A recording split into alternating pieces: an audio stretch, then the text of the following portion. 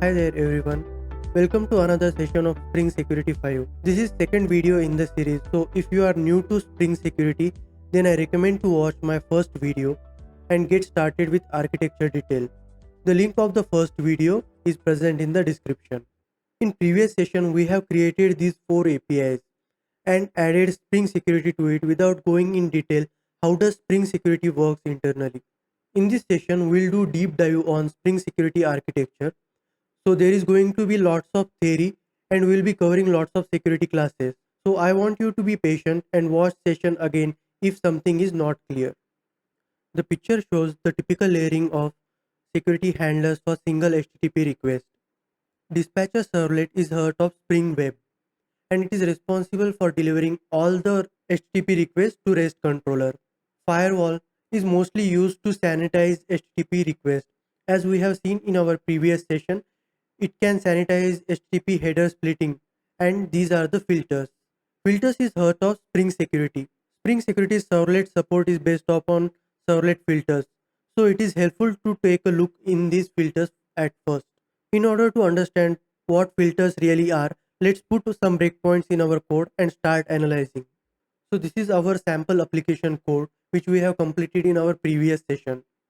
The GitHub link for this project you can find in the description section. Just to begin with, I have commented out these two methods over here and started the application. So let's put one breakpoint on line number 85 of filter chain proxy and send one HTTP request.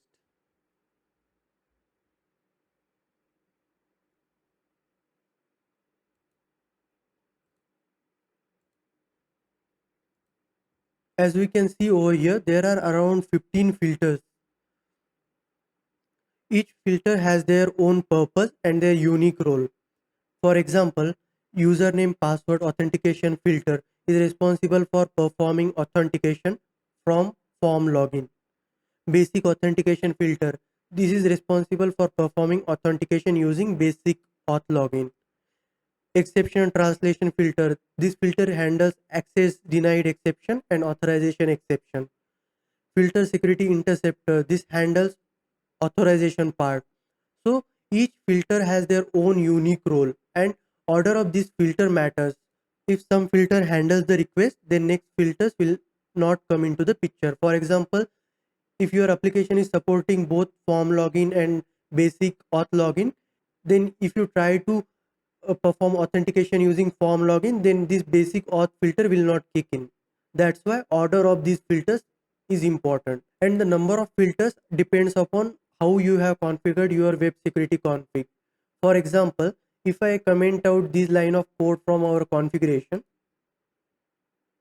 so if I remove from HTTP basic till end and restart our application and resend this HTTP request,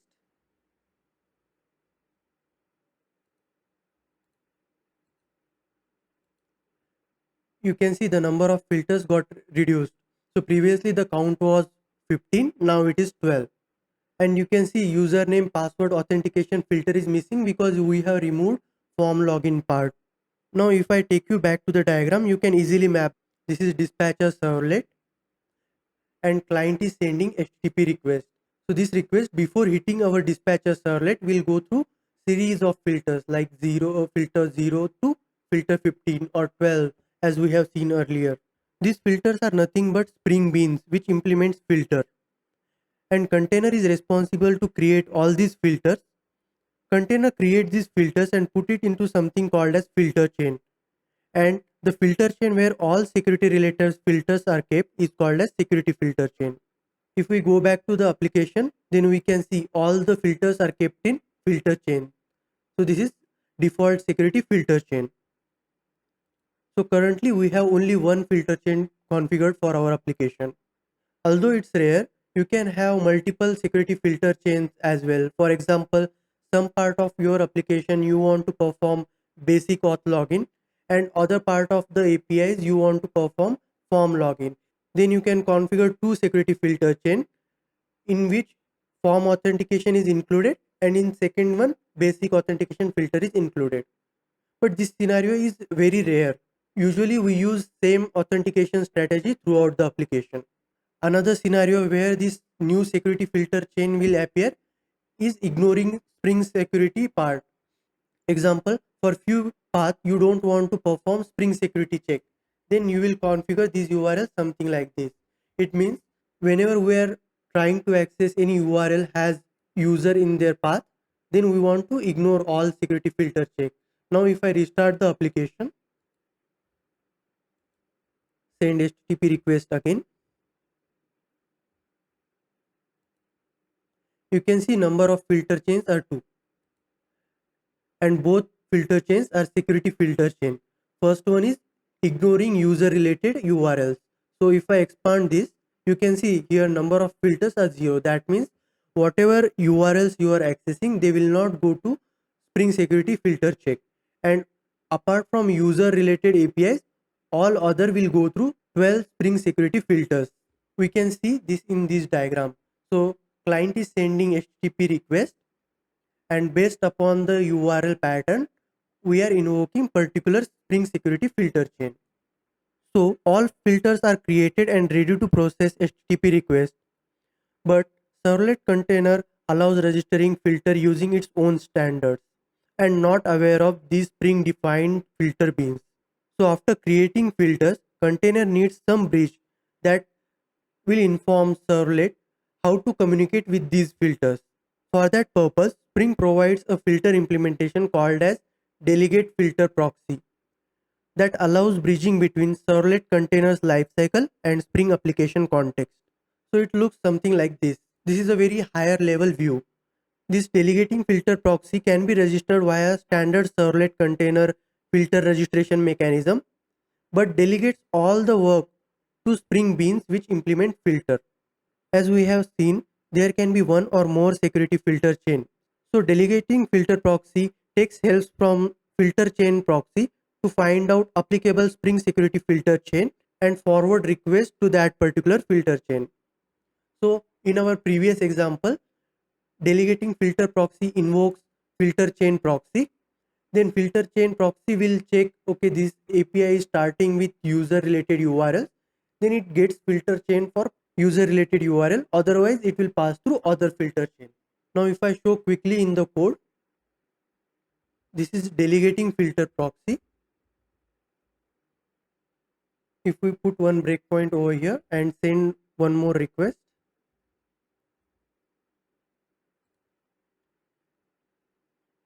you can see delegate to use is filter chain proxy. And if we move again to filter chain proxy, first it will call get filters method. So this get filter will go through all this security filter chain and checks whether this request matches with provided filter chain. If it matches, then returns all the filters related to that security filter chain. So in our case, we can see here 12 filters are returned. And if I call this user related HTTP request, then you can see the 0 filters are returned. That means we don't want to perform security check for this API request. Filter chain proxy provides number of advantages compared to registering directly with servlet container or delegating filter proxy. First, it provides starting point for all Spring Security servlet support. That means if you are attempting to troubleshoot Spring Security servlet support, adding debug point at filter chain proxy do filter method is great place to start. And that's where we kept our breakpoint. So as you can see, do filter internal. This method is getting called from do filter. So you need to keep some breakpoint over here to start debugging Spring Security related issues. Also, this filter chain proxy plays an important role to avoid memory leaks in terms of Spring Security context. It also applies Spring Security's firewall to protect against certain type of attack. And as we have seen practically, it will apply applicable Spring Security filter chain for particular API. Now let's see how this authentication process works. For that purpose, I will make one HTTP request without providing username or password. So let's remove authentication information from here and hit enter. So as we can see, 12 filters appeared over here, and as we haven't provided any basic auth information, this filter will not able to process the request. So request will get carry forward to the next filter till it reaches to this filter security interceptor. If I open this filter security interceptor,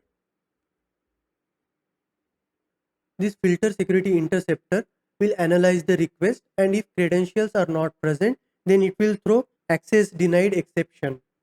This exception is cached by the previous filter, which is exceptional translation filter. So this exceptional translation filter, so as we can see over here, this is calling next filter in this try and catch block. It catches access denied exception or authorization exception thrown by filter security interceptor and work accordingly. So it will go into this handle security exception, and it will invoke different part of code depending upon type of exception. So it will call authentication exception if authentication object is invalid. The access denied exceptional handler will get invoked if access denied exception is thrown. So for example, no credentials provided, or wrong credentials provided, or role is incorrect for accessing API. Then in all these three scenarios, access denied exception will get thrown. After this access denied exception, depending upon the criteria, it will restart the authentication process. So for that purpose, it will take help from authentication entry point. This interface handles how API should respond to authentication failures. There are many implementation of this authentication entry point depending upon the particular methods. So basic auth filter uses this basic authentication entry point. For form login means username and password, authentication filter uses this login URL authentication point. So how they work, like if we go into this code, so whatever response is there, for that they will add this particular response header. So if you are trying to access from the browser, it will show that alert dialog saying okay, enter the username and password using basic auth credentials. If I show, so you can see here unauthorized, and if we see all the header information we received, you can see in the response headers they have added this basic authentication is required. If you try to access this URL from the browser, you can see basic auth alert dialog is getting appeared over here. So let's summarize the flow which we have seen now. As we can see, this client makes one HTTP request to secured API, and as credential information is not present, it will get travel to the last filter, that is filter security interceptor. This filter throws access denied exception, which is handled by exceptional translation filter. This exceptional translation filter invokes authentication entry point and add required header values to that and return back response to the client. Let's add the form login part which we removed earlier.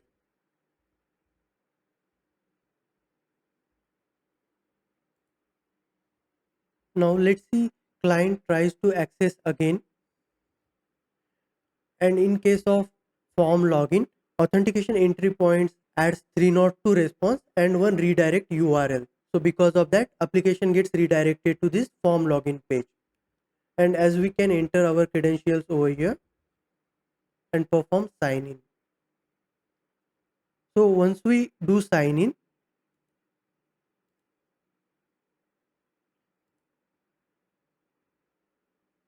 we can put our next breakpoint to username password authentication filter. Why we have to keep over here? Because we are using form login. If we would have made basic auth login, then we need to select this basic authentication filter. So now let's put one breakpoint in username password authentication filter attempt authentication and resume the code. So you can see username password authentication filter got invoked, and we got our username, also password, and Spring Security creates authentication request from that. Then it calls authentication manager to perform actual authentication. Authentication manager defines how Spring Security's filter performs authentication. The authentication that is returned is then set to security context holder. While the implementation of authentication manager could be anything, the most common implementation is provider manager. This get authentication manager returns provider manager. This is most commonly used authentication manager for Spring Security. Then this provider manager delegates the authentication part to authentication provider, because in practice each authentication provider knows how to perform specific type of authentication. For example, one authentication provider might be able to validate username and password, while another authentication provider can just perform SAML assertions. This allows each authentication provider to do very specific type of authentication while supporting multiple type of authentication and only exposing single authentication manager bean. And as we are performing username and password authentication, the authentication provider used for that DAO authentication provider. So finally this class will get invoked and it will perform authentication part. If you want to provide your own authentication manager, then I will recommend you to look into this provider manager class and DAO authentication provider class to understand how you can implement your own authentication provider and your own authentication strategy. Once this DAO authentication providers perform authentication and authentication gets successful, abstract authentication processing filter, which is nothing but parent class of username password authentication filter, invokes successful authentication strategy. In that, he will set authentication result to security context holder, invokes login success for remember me service, publishes interactive authentication success event, and called authentication success handler. So now let's summarize the flow which we have just now understood. So after entering credentials, username and password authentication filter will get invoked for form login. It will extract username password authentication token and calls authentication manager or provider manager. Then authentication provider performs authentication. Once this authentication gets successful, it will invoke authentication success, that is setting security context holder, calling remember me service, publishing authentication success event, calling on authentication success handler. So these all steps will get followed. And as I have said earlier, if you want to implement your own authentication provider or own authentication strategy, you should start looking into these two classes, provider manager and DAO authentication provider for form login.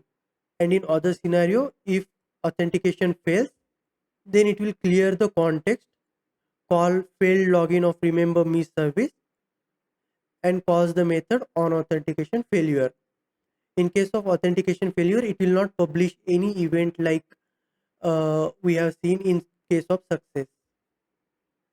Now authentication part is done, and what pending is authorization. For that part, filter security interceptor will come into picture.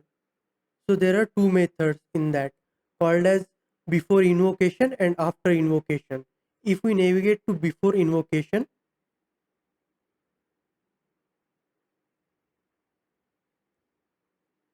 it will call method attempt authorization. This authorization part is handled by access decision manager. So Spring supports voting based authorization check. So this access decision manager calls this decide method. Then this decide method calls access decision voters, and depending upon number of votes received for authorization, it will either grant or prohibit user from accessing secured API. Spring provides three implementation of this access decision manager. So first one is affirmative based, second one is consensus based, and third one is unanimous based. So in affirmative based, out of all, at least one voter should return positive vote. That means at least one voter should validate the authorization. Then only access will granted to that API. In consensus based, majority of voters should grant access to that particular user. If majority of voters granted access, then only he will be given access to that API. Otherwise, access will be denied. In unanimous based, all voters should authorize user to access that API. Otherwise, it will throw access denied exception. Once authentication gets successful, Spring Security keeps all user information in security context holder. So all this information got distributed in principal, credentials, and authorities. Principal identifies the user when authenticating with username password. Credentials, often a password. In many cases, this will be cleared after user's authentication to ensure that this is not leaked. And authorities are a higher level permission the user is granted. For example, roles or scope. At any point in the application, if you want user related information, then you can call this security context holder. So this security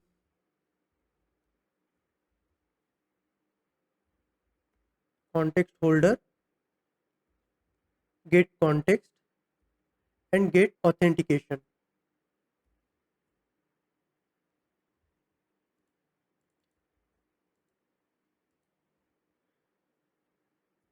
You can get all the user related information from this authentication object. Example, get principal.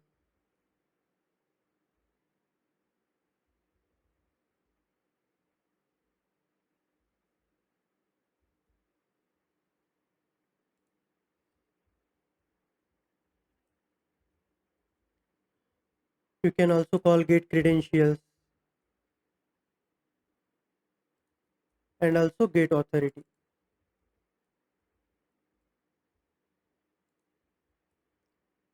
Now if I restart again and send one more HTTP request,